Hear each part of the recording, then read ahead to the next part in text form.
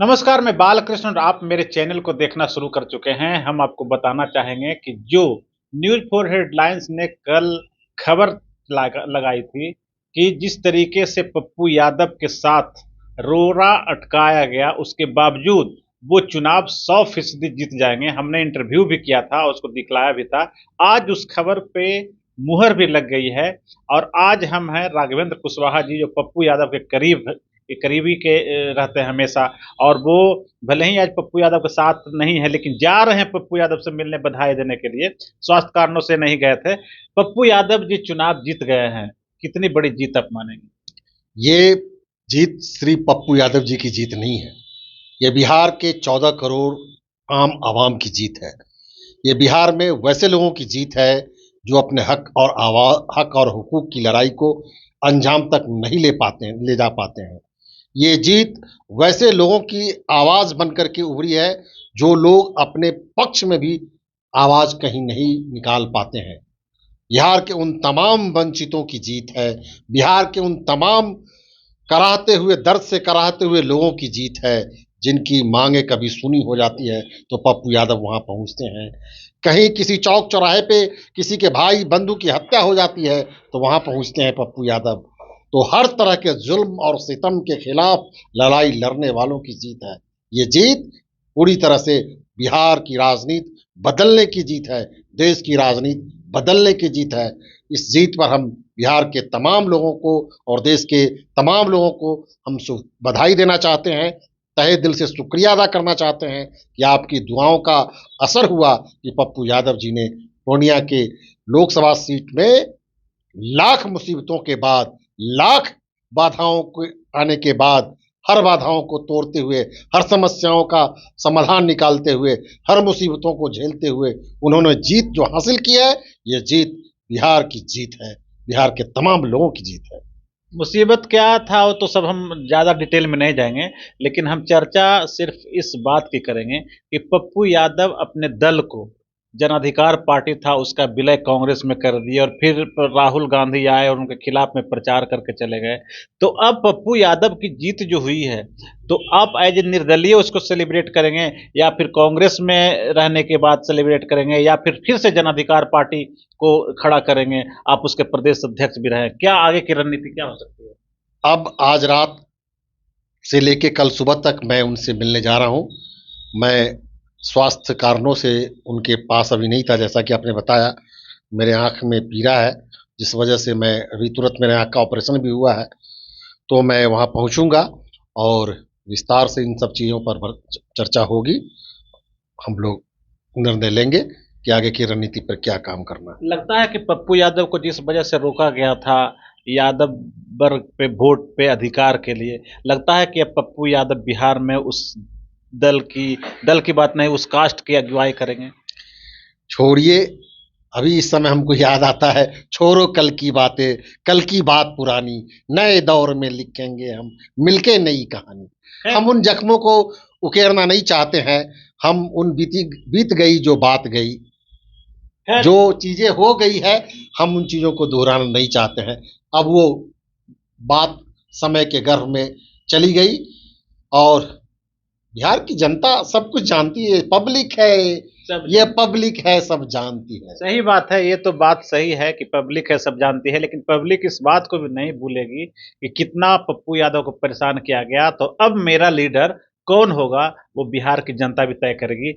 एक और मेरे साथ जावेद जी हैं और उनके भी प्रिय कटिहार से चुनाव जीत गए हैं तारिक अनवर साहब, क्या कहेंगे? पप्पू यादव जी के भी प्रिय हैं। पप्पू यादव के प्रिय हैं और तारिक अनवर जी के प्रिय हैं। महासचिव रहे हैं। ठीक बात, मैं इस पार्टी का बात है कि तारिक और अनवर जी से इनका पारिवारिक संबंध है। तारिक साहब और पप्पू जी ये दोनों मेरे अभिन्न अंग हैं। मैं दोनों को अटूट चाहता हूं और हमारी पूरी फौज लगी हुई थी कटिहार और पूर्णिया में, जो हमारे दोस्त लोग हैं, जो हमारे रिश्तेदार लोग हैं, सारे लोग लगे हुए थे। इवन पूर्णिया में एक कम्युनिटी है, उस कम्युनिटी की हेड है सिस्टर परसीला, जो कि उर्जलाइन कॉन्वेंट स्कूल की वो प्रिंसिपल भी रही हैं। उनसे भी मैंने बहुत मिन्नत की, उन्होंने भी सारे क्रिश्चियन कम्युनिटी का वोट पप्पू यादव को दिलवाया। इसलिए पप्पू यादव हम लोगों के दिल के टुकड़ा हैं और बहुत ही महान शख्सियत है। उनको बहुत लोगों ने प्रताड़ना करने की, हराने की कोशिश की, लेकिन जाखो राखे साइयां मार सके ना कोई। तो जो जिसको ऊपर वाला चाहेगा उसको कोई नहीं हरा सकता है। जैसे तारिक साहब, एक बहुत मासूमियत से उन्होंने चुनाव लड़ा और बहुत एक उसूल वाले आदमी हैं और वो उसूल पे ही चलते हैं।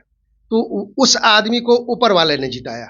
आज वो जीत का सेहरा पहन के फिर दिल्ली बैठेंगे। तो ये सब चीजें जो है, देखिए, किसी के मनाने से कुछ नहीं होता है। इंसान की एबिलिटी ही उसके काम आती है, देर से आए लेकिन आएगी जरूर। इसलिए पप्पू यादव, तारिक साहब, ये सब एक बिहार के अंदर पप्पू यादव वो स्ट्रांग पिलर है कि जो लोग घबरा रहे थे, अब उनकी घबराहट जो है बढ़ जाएगी और आने वाले कल में बिहार का नेता पप्पू यादव होगा और महान शख्सियत है, वो महान शख्सियत है, उसके बारे में जितना भी कहूँ कम है।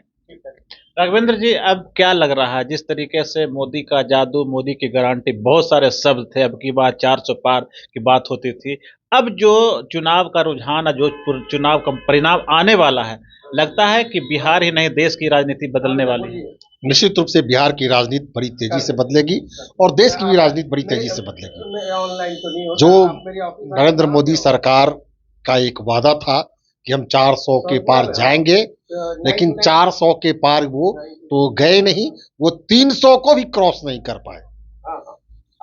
और देखिए, अभी और कुछ आंकड़े में उलटफेर होंगे, लेकिन ये जो चुनाव का परिणाम है, खास तौर पर नरेंद्र मोदी के लिए एक बहुत बड़ा झटका है। जो हर परिस्थिति में नरेंद्र मोदी एक गारंटी देते थे कि मोदी है तो सब कुछ मुमकिन है, तो मोदी ने भारतीय जनता पार्टी को हरा दिया, एनडीए को हरा दिया। मैं सीधा आरोप मोदी पर लगा रहा हूं। जरा भी नैतिकता अगर नरेंद्र मोदी में बची हुई है तो वो इस्तीफा करें। कहने का मतलब ये बीजेपी की हार नहीं है, मोदी की हार। मोदी की हार है। अगर जीत होती तब भी मोदी की जीत होती, वो कहते, वो कह ही रहे थे। भारतीय जनता पार्टी से अपना कद ज्यादा बड़ा किए हुए थे वे। तो अब तो जो हार है तो वो मोदी की हार है, भारतीय जनता पार्टी की तो हार है नहीं। तो भारतीय जनता पार्टी के लोग सोचे कि अब उनका अगला नेता कौन होगा। अच्छा, एक सवाल और, जिस तरीके के समीकरण बनते नजर आ रहे हैं और शरद पवार जो हैं उन्होंने नीतीश कुमार की तरफ पासा फेंका है, तो आप क्या कहेंगे, नीतीश कुमार को वापस लौट जाना चाहिए था इंडिया गठबंधन में, जिसका वो सृजनकर्ता थे, वो जिसकी नींव डाले थे? निश्चित रूप से देश की राजनीति का तकाजा है कि नीतीश कुमार के ही पहल पर इंडिया का फॉर्मेशन हुआ था। इंडिया जो जिस फॉर्म में आज है, उसका प्रारूप लिखने वाले, गढ़ने वाले, एक सपना दिखाने वाले नीतीश कुमार ही हैं। हो सकता है किसी राजनीतिक मजबूरी की वजह से नीतीश कुमार को अलग होना पड़ा, वो वजह आप भी जानते हैं, हम लोग भी जानते हैं। लेकिन अभी जो वर्तमान राजनीतिक उलटफेर में जो स्थिति बनी है, उस परिस्थिति में 3 आदमी को हम लोग रिक्वेस्ट करेंगे जो अपना छवि धर्मनिरपेक्षता के रूप में बरकरार रखे हुए हैं। वे समाजवादी और धर्मनिरपेक्ष छवि के लोग हैं। उनसे मेरा रिक्वेस्ट होगा कि वे इंडिया के फोल्ड में आए और इंडिया की सरकार को बनाने में एक अपनी विशिष्ट पहल दिखावे। एक तो श्री नीतीश कुमार जी हैं, दूसरे चंद्रबाबू नायडू हैं और नवीन पटनायक जी भी हैं। कुछ और भी लोग हैं जिनका नाम हम धीरे धीरे उजागर करेंगे।